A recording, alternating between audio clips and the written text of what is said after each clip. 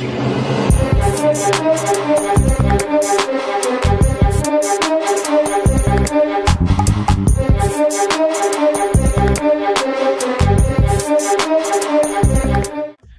আমি কামাল জাদ, the daily people's ভিউয়ের political commentary show ম্যান্ডেটের প্রথম এপিসোডে আপনাদের স্বাগতম।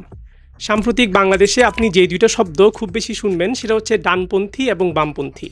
এই দুইটা শব্দ আপনি বারবার শুনবেন, কিন্তু পলিটিক্যাল ল্যান্ডস্কেপে এই ডানপন্থী বা বামপন্থী বলতে আসলে কি বোঝায়? এই শব্দদ্বয়ের ইতিহাস কোত্থেকে শুরু হলো? ফরাসি বিপ্লবের সময় 1791-এ যখন নতুন সরকার গঠিত হয় তখন স্পিকারের ডান পাশে রাজার সমর্থক যারা বসত তাদের ডানপন্থী, এবং বিপ্লব ও পরিবর্তনের সমর্থক যারা ছিল তারা সাধারণত বাম পাশে বসত এবং তাদেরকে বামপন্থী বলা হতো। তখন সংসদে ডান বা বামপন্থীদের তাদের নিজস্ব রাজনৈতিক মতাদর্শ ছিল, যা এখনও পৃথিবীতে প্রত্যেকটি রাজনৈতিক দলের মাঝে দৃশ্যমান।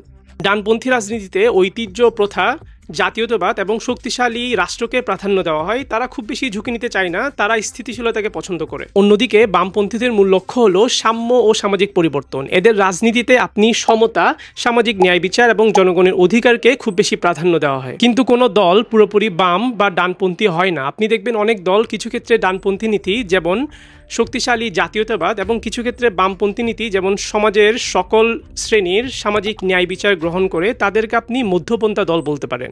সুতরাং ডানপন্থী বা বামপন্থী হলো সমাজ ও অর্থনীতিকে দেখার দুটি আলাদা দৃষ্টিভঙ্গি। কোনোভাবেই শুধুমাত্র সমাজের ধর্মীয় বিশ্বাসের উপর গড়ে ওঠা আলাদা কোনো বর্গ না। কিছু মানুষ চায় স্থিতিশীলতা বা ঐতিহ্যকে ধরে রাখতে, অন্যরা চায় পরিবর্তন ও সাম্যের দিকে আগাতে। 5ই আগস্ট গণ অভ্যুত্থানের পর বাংলাদেশের রাজনীতিতে ডানপন্থীদের নিয়ে নানা আলোচনা সমালোচনা জনগণের সামনে হাজির হচ্ছে। সভা সমাবেশ কিংবা নির্বাচন ও সংস্কার এমন ইস্যুগুলোতে তাদের বেশ সক্রিয় ভূমিকায় দেখা যাচ্ছে। আগস্টের অভ্যুত্থানের পর বাংলাদেশে যে রাজনৈতিক শূন্যতা তৈরি হয়েছে তারই সুযোগ নিয়ে বিভিন্ন ডানপন্থী দল বিভিন্ন নামে বিভিন্ন কার্যক্রম শুরু করেছে।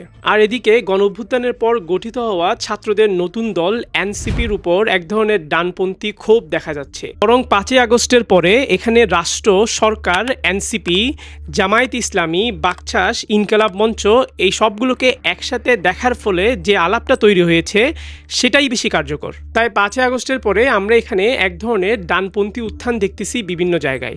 আর এই ডানপন্থী উত্থানকে অনেকে রাজনৈতিক আকারে ডানপন্থী উত্থান হিসেবে রিড না করে এটাকে রাজনৈতিক গুন্ডামি হিসেবে রিড করতেছেন। এই যেমন ধরেন, আপনি রাস্তাঘাটে নারী দেখলে তাদের পিটাবেন, তাদের ইফটিজিং করবেন এবং ইফটিজিং করে ধরা খেলে তাদেরকে গলার মালা দিয়ে ছাড়াই আনবেন।